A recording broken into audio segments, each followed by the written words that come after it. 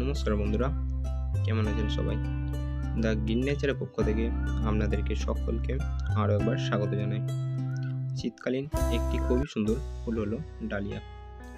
তো আজকের এই ভিডিওতে আমি আপনাদেরকে দেখাবো কিভাবে আপনারা ডালিয়া গাছে থেকে কন্দ সংরক্ষণ করবেন এবং কিভাবে আগামী বছরের জন্য সেটিকে সংরক্ষণ করে রাখবেন।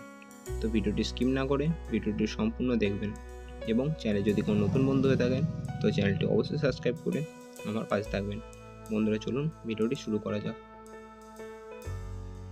বন্ধুরা, আমার যে ডালিয়া গাছটি দেখছেন, তো এই ডালিয়া গাছটি থেকে আমি শীতকালে প্রচুর ফুল পেয়েছি। তো ডালিয়া গাছটি আস্তে আস্তে এবার শুকিয়ে যাচ্ছে, যেহেতু গরম পড়েছে। তো এখন আমি এবার কন্দটি সংরক্ষণ করে রেখে দেবো। তো আপনাদের গাছ যখন দেখবেন শুকিয়ে এসছে, তখন আপনারা কন্দগুলি সংগ্রহ করে রাখবেন। সেটি কন্দ সংরক্ষণ করার সঠিক সময়। আর বন্ধুরা, এই ডালিয়া গাছকে আপনারা দুভাবে পরবর্তী বছরের জন্য সংরক্ষণ করে রাখতে পারেন।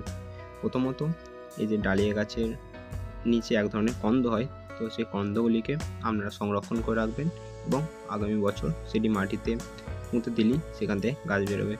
এবং এখন দেখতে পাচ্ছেন যে এইভাবে আমি গাছটি কেটে নিয়েছি। তো এবার এতে জল দিলেই এ থেকে আস্তে আস্তে নতুন শাখা আসতে শুরু করবে। তো এই দুইভাবেই সংরক্ষণ করা যায়। তো আমি গাছের কন্দটি বার করে নেব। তো কন্দটিকে আমি আস্তে আস্তে বার করে নেব এবং আপনারা যখন এই কন্দটি সংরক্ষণ করবেন তখন খুবই সাবধানতার সঙ্গে আস্তে আস্তে কাজটি করবেন। খুবই ভালো হয় হাতে করে যদি আপনারা এই কাজটি করেন, কোনো রকম ছুরি কাঁচি ব্যবহার করবেন না, তাহলে কন্দগুলিতে আঘাত লাগতে পারে এবং ফাঙ্গাস লেগে যেতে পারে। তো আস্তে আস্তে আমি মাটিটিকে ঝরিয়ে নিচ্ছি এবং কন্দটিকে বার করে নিচ্ছি।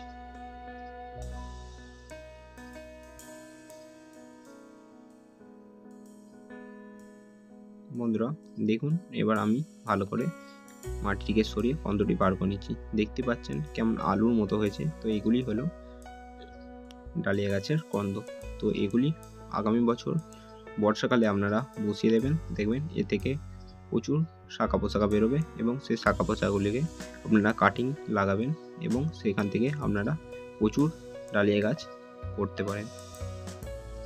তো এরপর আমি ডালিয়ার কন্দটিকে ভালোভাবে জল দিয়ে পরিষ্কার করে ধুয়ে নিয়েছি। এরপর আপনারা যেটি করবেন, এটিকে ভালোভাবে রোদ্দুরে শুকিয়ে নেবেন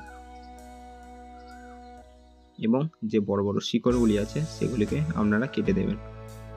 এটিকে রোদে 2 থেকে 3 দিন শুকোলেই এটি হয়ে যাবে এবং তারপর যে কোনো রকম ফাঙ্গিসাইড এটিকে মাখিয়ে প্যাকেটে ভালোভাবে রেখে দেবেন এবং ফাঙ্গিসাইড না লাগালে এতে পোকামাকড়ের আক্রমণ হতে পারে। তো বন্ধুরা, এই ছিল ডালিয়া গাছের কন্দ সংরক্ষণের পদ্ধতি। ভিডিওটি কেমন লাগলো অবশ্যই কমেন্ট করে জানাবেন এবং চ্যানেলে যদি কোনো নতুন বন্ধু হয়ে থাকেন তো চ্যানেলটি অবশ্যই সাবস্ক্রাইব করে আমার পাশে থাকবেন। তো বন্ধুরা, দেখা হচ্ছে অন্য কোনো ভিডিও নিয়ে। ততক্ষণ ভালো থাকবেন, সুস্থ থাকবেন এবং আমার ভিডিও দেখতে থাকবেন।